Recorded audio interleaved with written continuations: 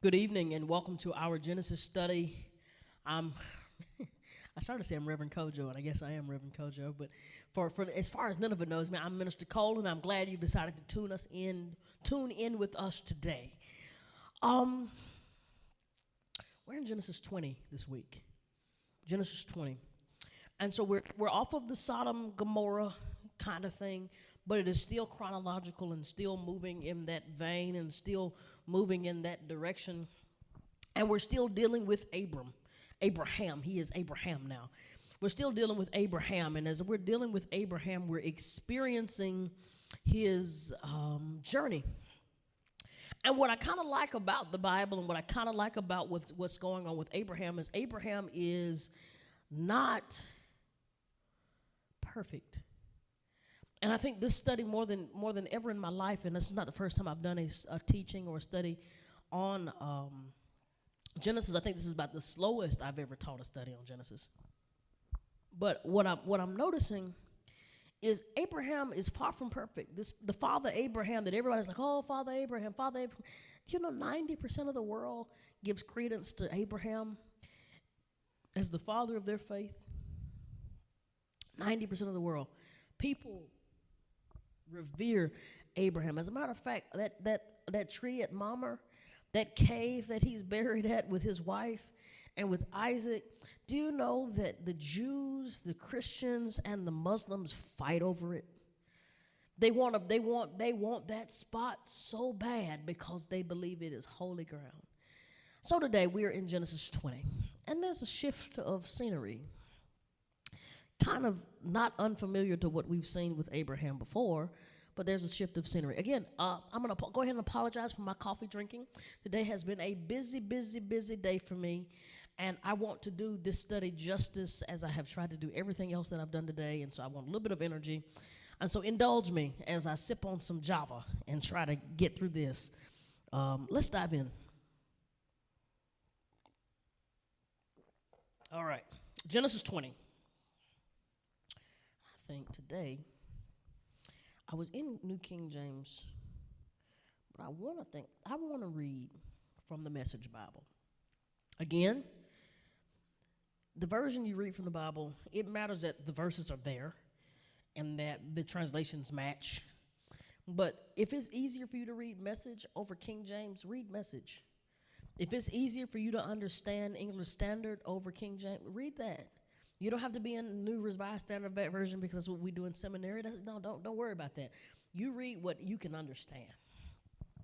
Here we go. And Abram traveled from the south to the Negev and settled between Kadesh and Shur. And while he was camping in Gerar, Abram said of his wife, she's my sister. Now I want you to see this. Abram starts out leaving the place again. Now, I've talked at great lengths about how the place is important. You got to find a place. Find a place. Notice how Abram gets in proximity of the place. He gets to the terebinth tree of Mamre, and God speaks. He gets to the terebinth tree of Mamre, God shows him visions. He gets to the terebinth tree of Mamre, and God does. There was something about the place. As a matter of fact, he was at the place 2 chapters ago when the two angels and Jesus himself show up to have a conversation with Abraham, all this good stuff. God shows up when he's in place. Adam and God communed at the place. The high priest communes with God at the place. And then the place, of course, becomes Jesus, and then the place becomes us. And so there are places that we find God because we are consecrated enough to hear from him. And I think it's very symbolic, and we're going to see here in just a second, that when we get out of the place, often we're getting out of the will. And in your day-to-day walk, I'm not saying the place is a specific place, and it might be. God might have specifically called you to that job. God might have specifically called you to that place, that city, that county, that state, that country. But for most of us, the place is a posture. For most of us, the place is a mindset. Let me help you. I've been struggling since I moved back to Birmingham. And y'all probably like, well, Cole, you moved back to Birmingham about 1.5 years ago. I've been struggling. Because up until a few weeks ago, and I'm still technically with mom and daddy, but I bought a house. But when I lived on my own for 5 years, I had a place. No, when I lived on my own for 7, 8 years, I had a place. 8 years. I had a place. There was a room. This was the bathroom, and I had an office. But there was a place that was uninhibited. It was nobody else's place but mine. And so there was a place and a time at 5 a.m. that I could get up and pray. Well, in my mom and daddy's house at 5 a.m., my daddy might be downstairs watching TV, but the house is rather quiet and dark. So I can't blast worship music 5 a.m. in the morning. I can't get up and play the piano as loud and as ravenous and screaming and singing out to the God. Like, I have to be respectful. And so I have been struggling. And I'm not making excuses, but I'm trying to help us get to an understanding here. And so, but my not being up at 5 to pray has impacted my intermittency of getting up at 6, out the house by 6 to work out. It's impacted my consistent swim. I hadn't consistently swam since I've been in Birmingham. Now I swim, and I guarantee I swim more than you. But I'm not that every single day thing. Y'all know I used to swim before I would preach. When I say I would swim every day, I would swim before I would preach. I would go swim. I would take my suit to the locker room. I would get dressed at the gym, and then I would drive to Nineveh, and then I'd be in Sunday school. But I've been on this struggle bus since I've been back, right? I've been back. And it wasn't until really this week, ironically, I went back to Auburn, saw some of my really, really favorite people, was reminded of how being in God's presence first helped me be disciplined for the rest of the day. It helped me tell flesh no. It helped me tell the body that it had to work out. It put me in a frame of reference for the rest of the day so that, and it was a pride thing. I could say, I accomplished more before noon than you do all day. And I did. But I've been out of the place. And for me, that place, while that place sounds like it was my house in Auburn, that place was really a posture. It was a posture before God that I didn't just read the Bible, and I still read my Bible first thing in the morning.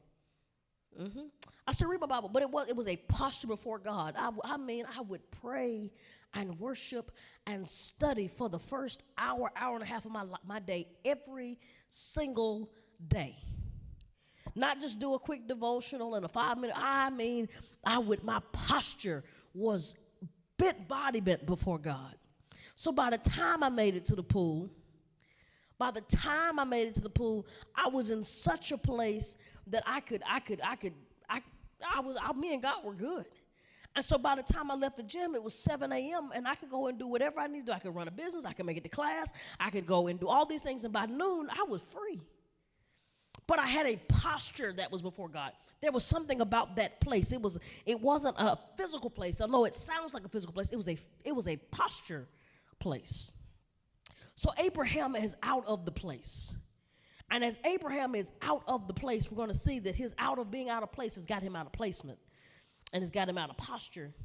And his behavior is going to reflect him being out of the place. So he settled in the Kadesh in the Shur. And while he was camping in Gerar, Abraham said of his wife, Sarah, she's my sister.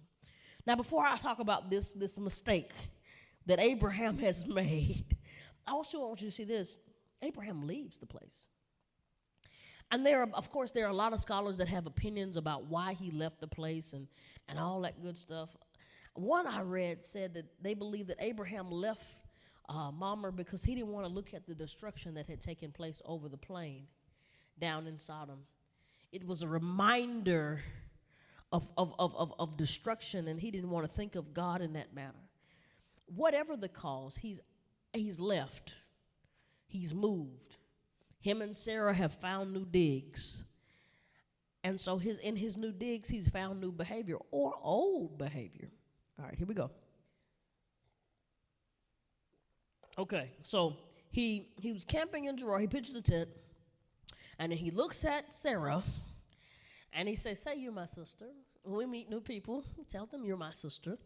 Now, y'all remember, Abraham goes down after he's been at Mamre, and he's been in the plain that God has called him to several chapters ago. After he's gotten the word from God, he's finally made it to the place this time with Lot, and they go down to Egypt. Y'all remember that? He goes down to Egypt, and when he goes down to Egypt, When they arrive in Egypt, he looks at his woman. He said, look, you bad. That's the reason I married you. You are a beautiful woman. They're going to think you're beautiful too. And since they're going to think you're beautiful too, I need you to do me a favor. When we meet new people, especially dignitaries, because, we got favor like that. We're going to be among kings and princes and powerful folk.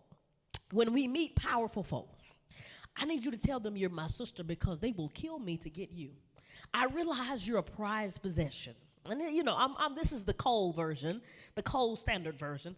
I realize you're a prized possession. So when we get down there, I need you to do me a favor. Tell them I'm your brother. It's not a lie. It's a half-truth, but it's not a lie. Just tell them I'm your brother so they won't kill me.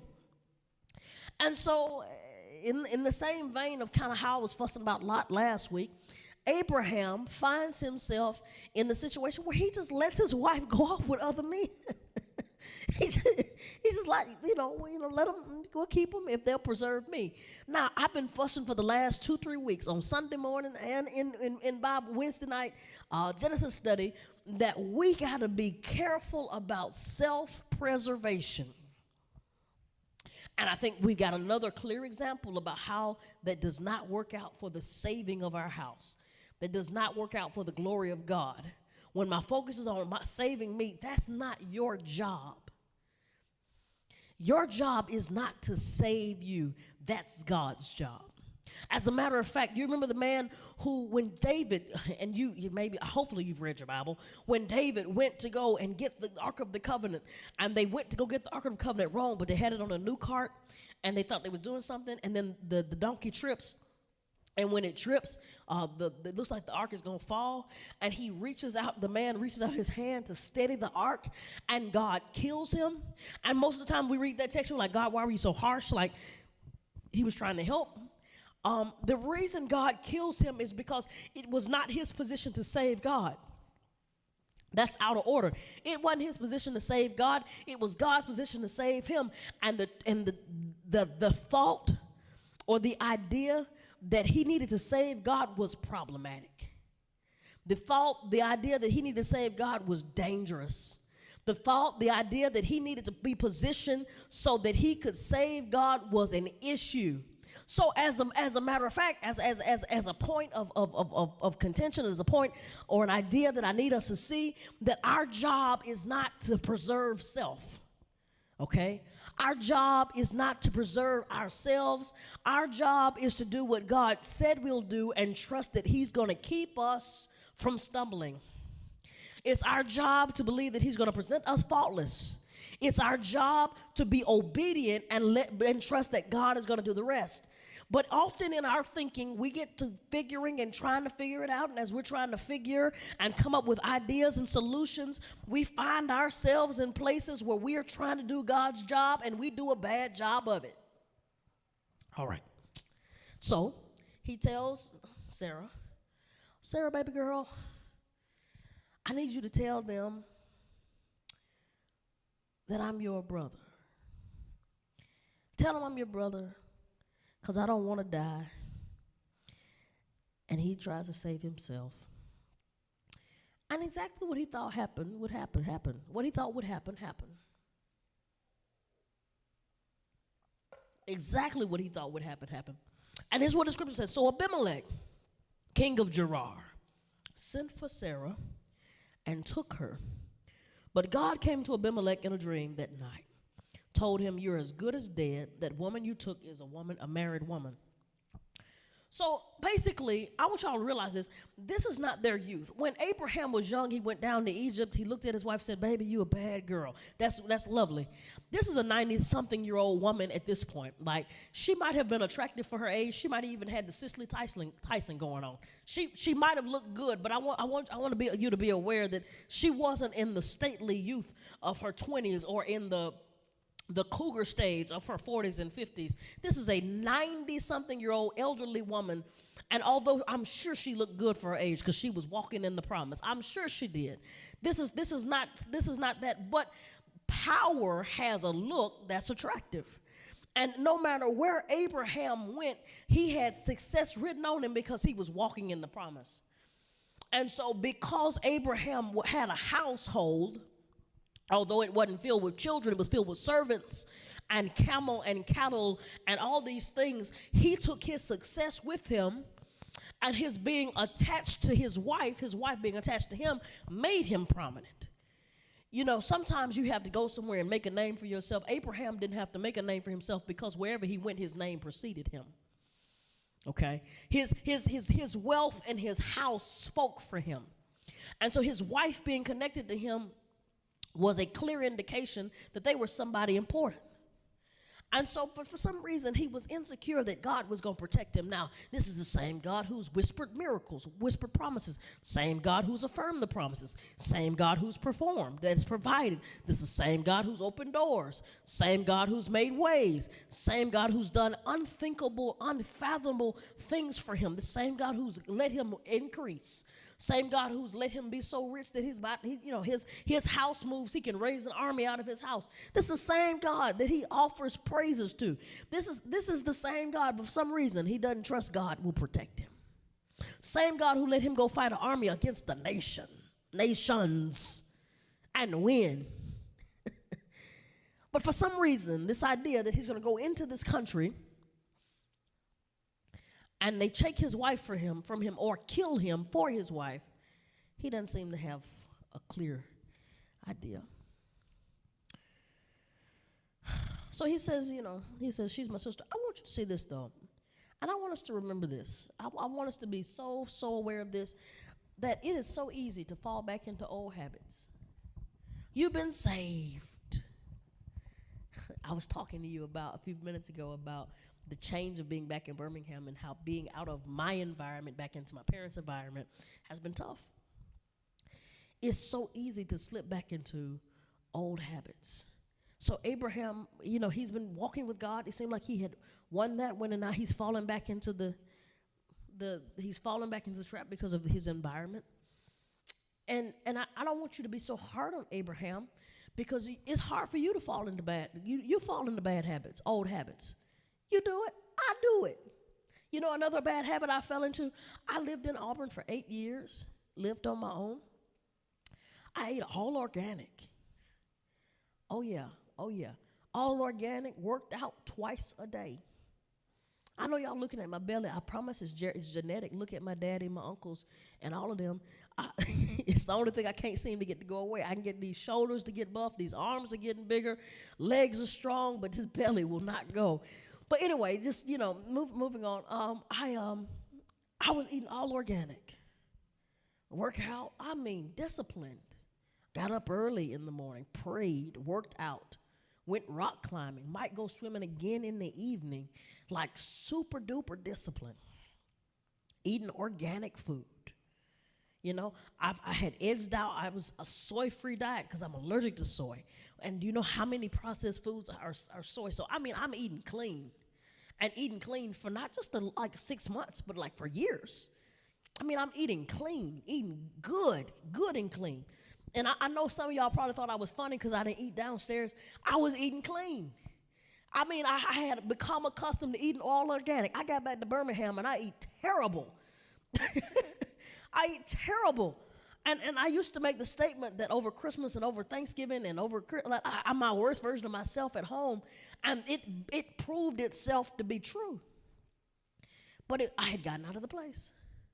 But it's easy to fall into old habits when your face is not pointed toward God. When we're leaning to our own ability, our own standards, our own ideas, our own idea, it is easy to fall. I was struggling with something a couple of months ago, and I was headed to the gym, going to swim, and I had this realization, God, I can't save myself. It doesn't matter how many discipline programs I try to put myself back on, how many old habits I try to pick back up. I can't save myself. And so right now I'm leaning to my own understanding, and I can't save my house. Would you believe that I got delivered in those moments from the problem? Because I realized I could not save myself. Could not save myself.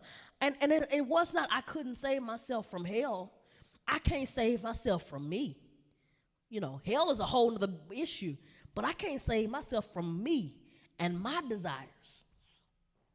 which I'm going to go here and we're going to move on, which makes me come to this place that we can't expect people to get themselves right before they get here if you can't get yourself right. There's so many people trying to wait till they get themselves together before they come to church, and they can't. You can't save yourself. You can't save yourself. You are incapable. You can stop for a day, a month, maybe even a year, but I'm talking about deliverance. You can't do it by yourself.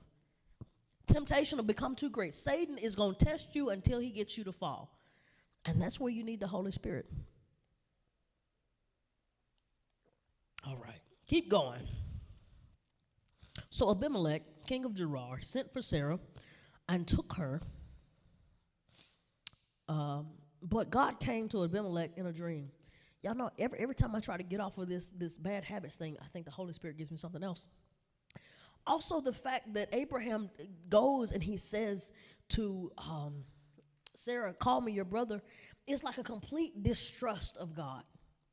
Like it's a surprisingly complete distrust of God. You've been walking with God. It seems like you and God have finally got on the right page. And then you like, okay, well, call me your brother because I don't really trust that God's going to protect me in this. And I want to push you that every now and then an issue will present itself and it'll be an old wound. It'll remind us of a place that we got hurt in the past. And then we'll start leaning to what we understand over what God has said. And so we'll know our Bible frontwards and backwards. If it was a different problem, you'd be like, greater is he that is in me than he that is in the world. If it was a different problem, you'd be like, I'm the head and not the tail. I'm above and not beneath. If it was a different problem, you would be declaring, he that dwelleth in the secret place of the Most High shall abide under the shadow of the Almighty. I will say of the Lord, he is my refuge and my strength, an ever-present help in a time of trouble. If it was a different problem, you would begin to declare that God is my refuge and my strength. If it was a different problem, you would say that 1,000 may fall at my right side and 10,000 by my left side. But this problem reminds you of a time where you felt like God forgot, or you felt like you had to figure it out on your own. And so it's like we go into a remediation of our faith. And so I want to challenge somebody, push somebody, hope somebody, help somebody today. I want you to see this, that in those moments we have to pause and give it back to God. Just because you dropped the baton doesn't mean you can't get back up and start running again. And I think that's the trick of Satan. The trick of Satan is, oh, well, you messed up. Can't come back. Oh, you messed up. You're going to be delayed, denied. Oh, you messed up. You're not going to get it. And I think what we see here is it seems like Abraham went backwards. He goes backwards. There's going to be a rebuke, but that doesn't change the promise that we got last couple of chapters ago that this time next year, he's going to have a son. Okay? The promises of God, the gifts of God come not without repentance. God doesn't repent. God doesn't repent of what he promised. He doesn't go back on his word. He is not shifty or shady. He doesn't change his mind most of the time. All right, here we go. Let's try this again. So Abimelech, I know I've read this 30 times, king of Gerar, sent for Sarah and took her. But God came to Abimelech in a dream at that night and told him, your good is dead. That woman you took, she's a married woman. So Abimelech, exactly what he thought happened. The king saw his wife, and he was attracted to a 90-year-old woman. Maybe it was something about her stateliness. Maybe she was, and I believe this, she probably was a Proverbs 31 woman. She probably was a virtuous woman. Probably had all the things. So the king sees her and says, hey, something about this 90-year-old woman that's radiant. Something about this 90, I want her in my house. Bring her with me. Instead of standing on his own ground, for the fear that they would kill him, he gives his wife away. Again, these men who will give away their wives and give up their daughters, I struggle with that. But maybe it's a family curse. Maybe it's something they have to break off of themselves. So Abimelech has a dream. He says, you're good as, and God comes to him. Abimelech is not a godly king. Abimelech is a pagan king. Abimelech is not, he's not a God worshiper. This is not Melchizedek. This is not somebody with the knowledge of God. This is not a king and priest. He is a pagan king in a pagan nation. And God said, pause. This is not going down like that. And so he comes to him in a dream, which is normal for the day. That's kind of the way God kind of communicated to them in that way, to make it plain that he was trying to get a message across. And I want you to remember this because it is in Proverbs 21:1, where that God makes that there's the proverb that says the heart of the king is in the hand of God, that God can turn the king, whether wicked or righteous, in any direction he wants.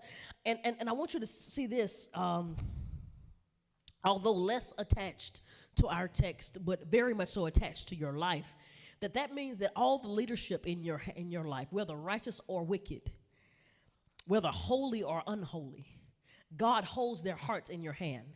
And so just because you're up under somebody wicked does not mean that God can't turn it for your favor and for your blessing. And I'm going to talk about that, teach about that another day, because I could stay there all day. But God appears to he has a dream.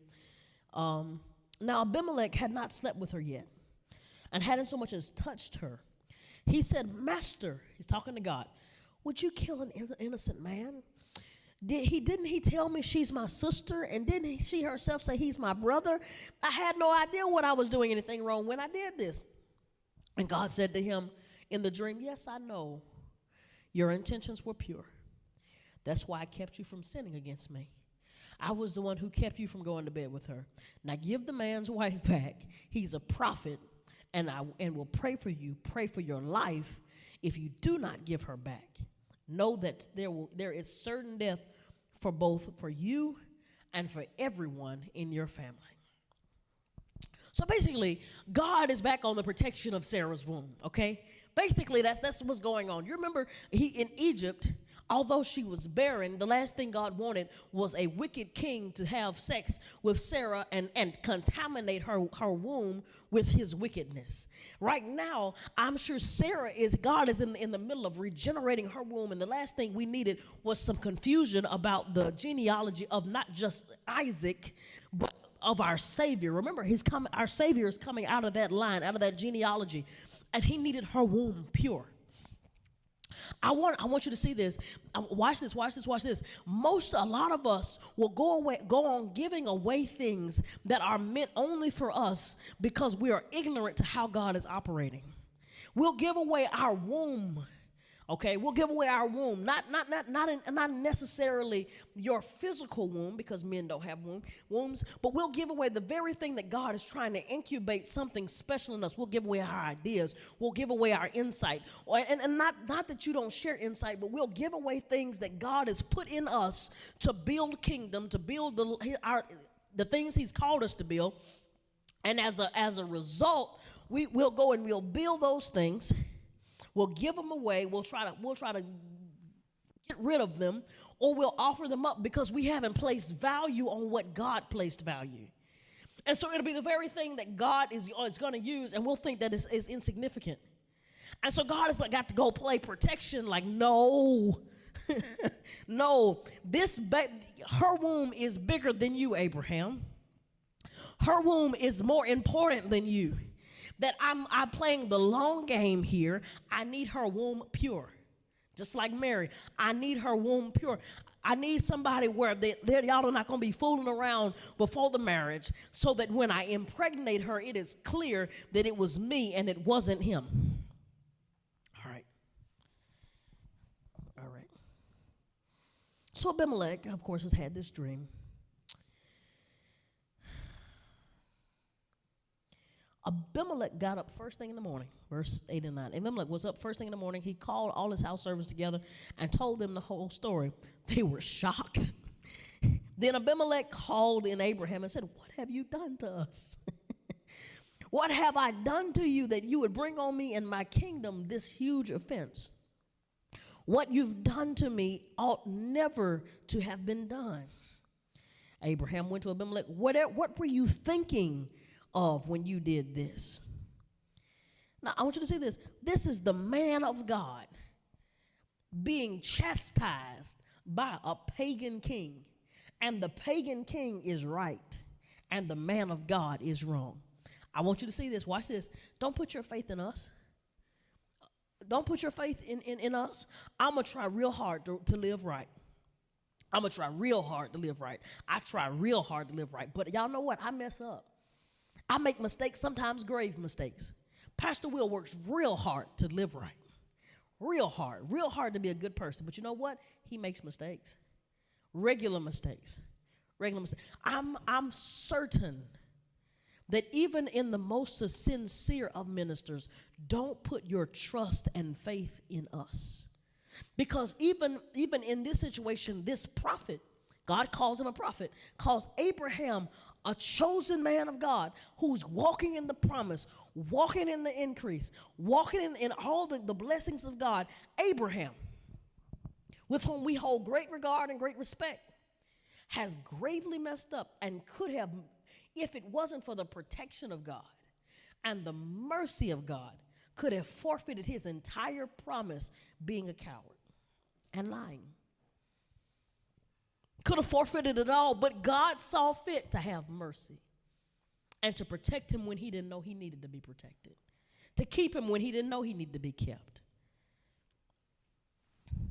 And I think that's worthy of a worship or a hallelujah, that even when we are foolish and we're in our own strength, even when we don't get it and we do things that are completely wrong, even when we are left in left field, the mercy of God and the protection of God will keep you when you don't know you need it. So this pagan king, Abimelech, begins to chastise Abraham. Why would you do this? Why would you do this? I didn't do anything to you. I have been gracious to you. Why would you do this? Why would you bring this on me? You've been kind to me. You've been nice to me. I've been kind to you and nice to you. I've given you space. Why would you do this? And Abraham didn't really have an answer, because his answer was, I was afraid. I put my trust in me and not in God. But how was he supposed to say that? Because now God has told him that he's a prophet. He's a man of God. And I'm out here behaving like this. But I want you to see this. Abraham said this, and this is a really bad answer. He said, Abraham said, I just assumed that there was no fear of God in this place. He says, I just assumed there was no fear of God in this place and that they'd kill me to get my wife. Besides, the truth is, she is my half-sister. She's my father's daughter, not my mother's. And when God sent me out to be a wanderer from my father's home, I told her, do me a favor, wherever we go, tell people I'm your brother. That's what I meant. Sorry. And I want you to see this. I want you to see this. His excuse for being deceptive, his excuse for deceiving, his excuse for being unholy, unrighteous, and not doing what he was supposed to do before God, his excuse, watch this, was I didn't think y'all feared God. And his excuse was, I didn't think y'all feared God, so I ain't got to fear God. Ugh. That's not good. That's not good. He said, I didn't think y'all revered God, and so I was worried more about what y'all would do over what I would do. It kind of exposes that his fear of God was not fully developed here, because even if y'all don't fear God, I gotta fear God. Even if the whole church, if everybody I lead, if every business I run, if everything I touch, if y'all refuse to fear God, it's my job as a man of God to fear God, to make decisions that I feel like will be pleasing unto him, that will make him look good, because I'm his representative. But Abraham, in his own reasoning and logic, because in a secular environment, if I don't think y'all fear God, I don't expect God to intervene. And that, to me, demonstrates this lack of faith, this lack of understanding, this lack of truth, this lack of a picture of who God really is. Because if God can come to a pagan king and tell him that you are in the wrong because he lied to you and he's my guy, God surely could have protected his house. And if the myths And the stories about Abraham in his childhood and him being in a fiery furnace and trying to be killed by Nimrod are true. That's a big if, because it's not in the Bible, but there's a lot of Jewish texts that suggest it. If it's true, he's had experiences with God and his protection. And I want to challenge you, what has God done in the past that you forgot that he can do for you today? What has God done for you in the past, done for you or people around you in the past? And because it seems like he's been so far lately that you have forgotten that God is still in the protecting, in the preserving, in the keeping business. And I want to challenge and push you here even further, because in the 20 months that we've been in this pandemic, a lot of us have gotten some real amnesia about how God and the blood work. We've gotten some real amnesia about how God operates. We've gotten some real amnesia about what we've been put here on this earth to do. So many of us have been hiding out. And I'm going to be real with you. I'm vaccinated. Been vaccinated. Got vaccinated back in March. I'm vaccinated. I tried to wear my mask. I try to be wise. I have my groceries delivered and have been having my groceries delivered. But at some point, I got to say the blood works and that God is going to preserve me and protect me and keep me. At some point, I've got to say I'm going to trust God and I'm not going to walk in fear. I'm going to be wise. I'm going to make good decisions. I'm going to be wise, but I will not live in a state of fear that makes me lie or or puts me in a situation where I'm out of the will of God so that I would forfeit the promises of God.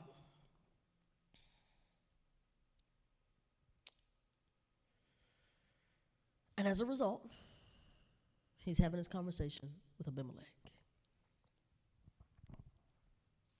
So he says, I assume there was no fear of God in this place because they killed me and my wife. Besides, the truth is she's my half-sister. She's my daughter. He told the half-truth because it was the truth. Sarah was his half-sister, and that's a whole other Bible issue that I just don't want to deal with tonight. Sarah was his half-sister, but she was his wife. You know, you leave to cleave. And that's not just a vow, that's scripture.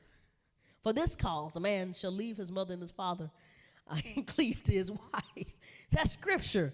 We say it in the marriage ceremony, but that is Bible. But he says, she is my sister, but above my sister, she's my wife. And you know that's why he was coming and why he was inquiring, and that's why he was asking. He was interested in your wife, and as the husband, it was his job to protect her. And protecting her is her spirit, her body, her womb. And so for self-preservation, and we're back on self-preservation, for the sake of self-preservation, he guards himself and not his house, and I think more bothersome to me, not his lineage. Not his lineage.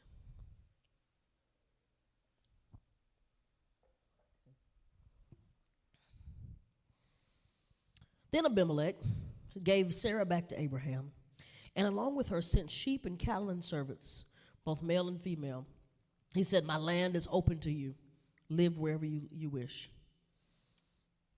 I want you to see this. Abraham lies to Abimelech, almost gets Abimelech killed by God.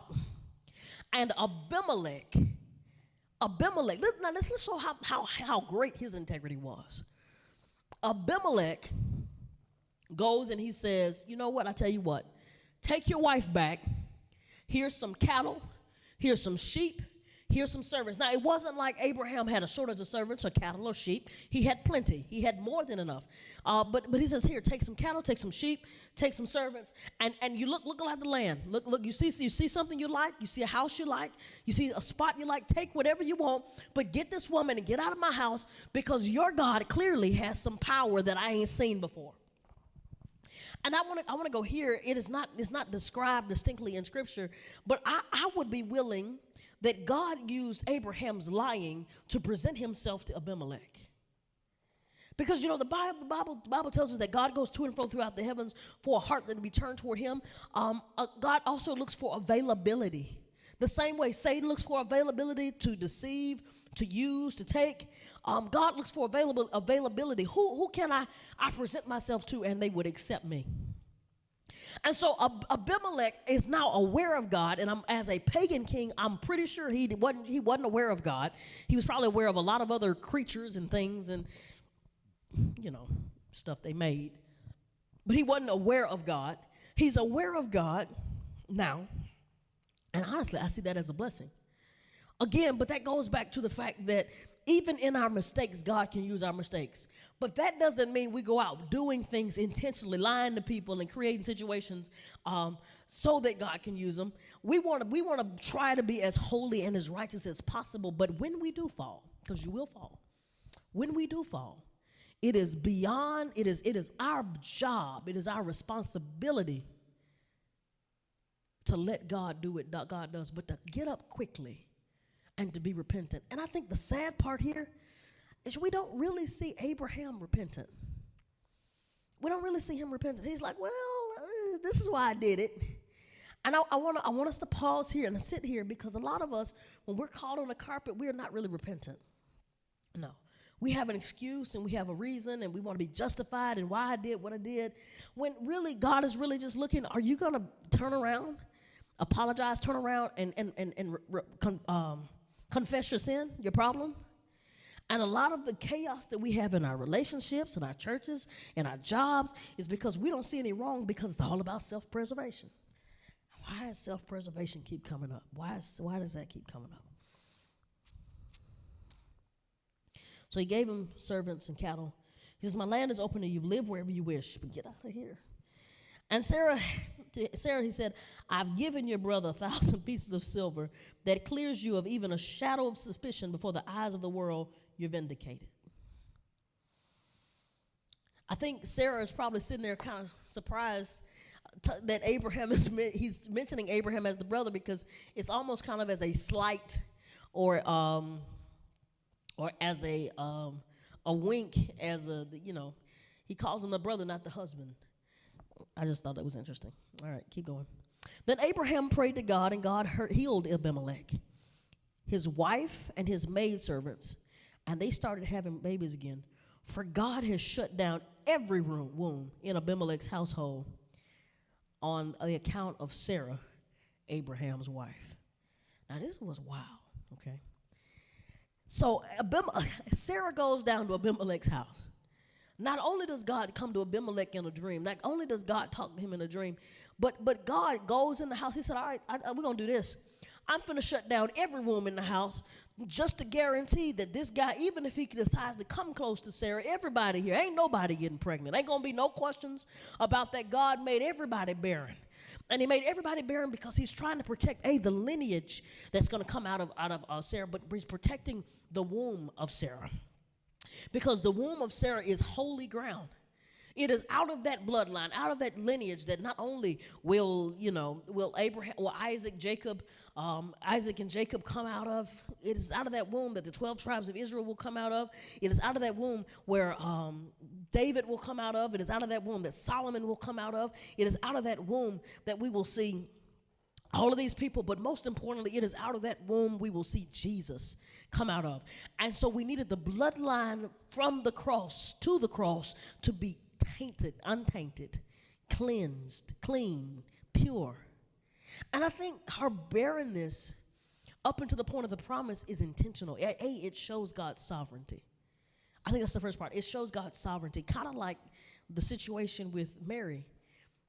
The fact she gets pregnant as a virgin without ever having sexual intercourse or coitus it displays God's sovereignty. But I think the second part is that because Abraham kept trying to, tell me you're my sister, God was protecting her.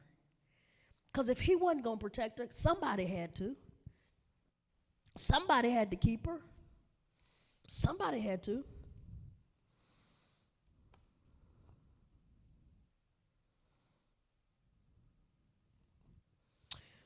Then Abraham prayed to God, and God healed him. You remember he said he's going to pray for you when you get there. You go call him on the carpet. He'll pray for you. He's a prophet. I've called him. He's erring right now, but he'll go pray for you. And when he prays, once you've restored it, I'll heal you. We got to be very careful, as those of us all of us who are called by God, on what we do and how we represent God. But we also got to be careful about who we write off after they have fallen. I know that's not a popular perspective, but we got to be careful. There are some people who were never sent by God, and we don't need to let them, we don't. But there are some people who are human and make mistakes, and we have to be careful about who we write off, because your judgment is not just. It's just not. I look forward to diving into chapter 21 with you next week. You all be blessed. Let's pray. God, we thank you for your grace, your mercy. But God, I'm grateful this evening for your forgiving power and your keeping power. God, I'm grateful that you are merciful. Every single morning we get brand new mercy. Every single morning we get brand new mercy. God, you shower us and you bathe us in grace, and you forgive us over and over and over again. We make mistakes. We are foul, faulty people, but yet you are God. You are good. You are gracious. You are mighty. You are merciful. You are loving. You're kind. And even when we mess up, you're still our God. Your promises to us don't go away because we messed up. And for that, God, I'm grateful. Keep everybody who's listening, who's studying and inclining their ear to your word, God. I pray that you would breathe new life into them, breathe new mercy into them, breathe new grace into them, because it is who you are, it's what you do. And I love you. I praise you for it. In Jesus Christ's most precious name, amen.